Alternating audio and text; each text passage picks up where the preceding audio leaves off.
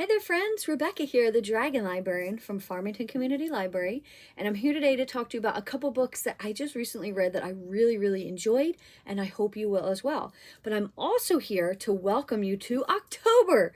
Yes, we are in officially the second week of October, which is really fun. We are in the middle of fall, which is just absolutely wonderful because it's my favorite time of the year. Maybe it's yours too. I just absolutely love how the weather is starting to cool down a little bit. It's so refreshing to be outside. There's apples and pumpkin stuff everywhere. It's phenomenal. Everything smells like leaves. It's just super exciting. But my favorite thing about the fall is reading spooky and scary books because it's the perfect time of year for it. So I like to categorize them into spooky or scary because I think that they're both really enjoyable ways to enjoy this season. Scary books for ones that if you really want a heavy dose of thrills and chills, and spooky books are just more on the fun side. Maybe there's a little bit of a scare to them, but nothing too outrageous. This whole month we're going to be talking about different spooky and scary books. I think that both of the books I'm going to talk about today kind of fall somewhere in the middle of that line. They're not super scary, but they're a little bit more than just spooky. And really, I think they're about two completely separate things, but I think the thing that ties them together is that there is just this sense of dread that builds throughout the story until it culminates at the end.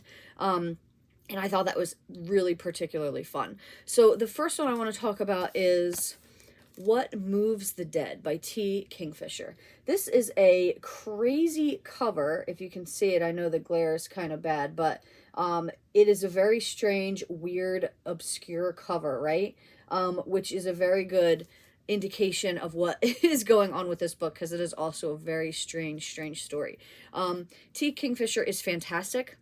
They wrote a book that is probably going to be one of my favorites of the year called Nettle and Bone, which is like a dark fantasy story. But this one is really interesting because it is sort of a retelling of The Fall of the House of Usher by Edgar Allan Poe. So if you are familiar with that short story, this is sort of a retelling of that, which is really fun. And it's also, as you can tell, very short. Actually, both of the books we're talking about today are rather short. So these are fantastic books to read this season if you don't really want to spend a whole lot of time reading something spooky, but you still feel like getting into the spirit of the season. These are great ways to dip your toe into that. So this is a really short story. It's got really cool end pages too. If you care about that sort of thing, you know I do. So it's basically about this retired soldier named Alex who is got this letter from their childhood friend named Madeline, talking about how her and her brother Roderick are just not doing well, that her brother Roderick is dying, and because Alex has been friends with these people for so long, they go to investigate what is going on. And what they find is something completely unexpected, which is the manor house where they're living is like crumbling and it's just falling apart and just dilapidated. But even worse is the outside area around it, where there are just these weird fungal growths and mushrooms and just creepy things going on in the lake and with the wildlife, and even with Madeline and Roderick themselves. They seem almost possessed by some kind of weird entity. So if you are very easily creeped out by mushrooms or things like that, I would probably say don't read this book because there's a lot of mushroomy stuff, obviously, which you can tell from, the cover. But like I said, this is it's a short story. I don't even think it hits 200. It's barely 150 pages. So it's a really fun, spooky, very, like I said, a slow building of dread, which is always really cool. Story. And if you're familiar with The Fall of the House of Usher, if you've read that story by Edgar Allan Poe, I'm not going to say how close along the lines it follows along, but it is definitely a really cool retelling of that story. So if you're looking for something very new and different and cool, What Moves the Dead by T. Kingfisher. Now, the next one I want to talk about is specifically about vampires, but it is a really different kind of vampire book. It's not like one I've ever read before, and I really love vampire books, so I've read a lot of them. So this one is called Woman Eating by Claire Kohda. Kohda? Yeah. Woman Eating by Claire Kohda. Now, this is a really interesting vampire novel because it makes you really identify with the protagonist a lot more than some other vampire books do. Like, a lot of vampire books really go out of their way to demonstrate how the character is a monster, is monstrous, with this monstrous appetite. But Woman Eating, it really shows you how this character is other and really set apart from other people, but in a way where you almost feel kind of bad for her. And again, there is this sense of dread building throughout the novel as the main character sort of, I don't want to say loses her grip or her hold on reality, but there are a strict set of rules that her mother has, enacted for her, and they start to come apart, which is very interesting to see. So this is about a young woman named Lydia who had a father who was human, and but she is vampire. Her mother turned her into a vampire when she was little. And she has never met her father. She's only been living with her mother. Her mother has some kind of form of dementia, and is living in a home. Her vampire teeth have fallen out. She doesn't remember who she is.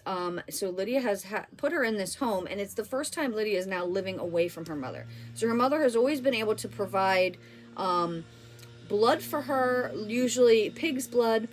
But Lydia is now living in a new city. She's living on her own, and she's finding it hard to come across that sort of stuff. Her mother has definitely instilled on her, like, you never eat from people, but you also stay away from people. You don't be friends with people. You don't, get close to anyone. But Lydia is starting to make friends with some of the other artists and stuff that she in her studio where she works and where she lives. And that's becoming a problem because the closer she gets to them, if she isn't, feeding on this pig's blood, or if she hasn't tracked down an animal, it's becoming more and more dangerous until it culminates at the end into a very interesting ending here. So I would also recommend, if you're reading this book, read it while you're going to eat something. And that sounds really weird for like a horror book or a vampire book, but there is so much food discussed in the story. And the thing I think I love the most about it is that it really talks about, through Lydia, one of the things I think I would miss the most if I was a vampire, which is all the food. Like, she is constantly daydreaming of food. She's thinking about and dreaming about all the food that she wants to eat, that she can't eat.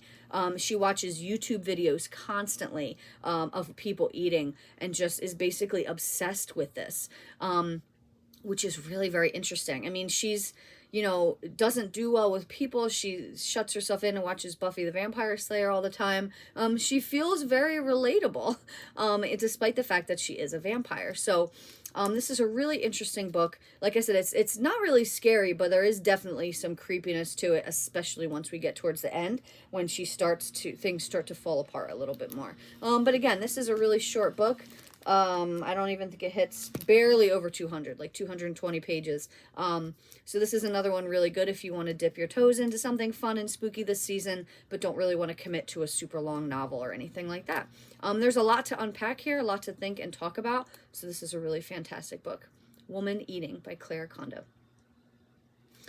Well, that's what we've got for you guys today. I hope that these books sound really interesting and fun and spooky. If so, please feel free to come and get them from Farmington Community Library. And also, thank you so much for watching. Please give this video a like. Have a great rest of the day, friends.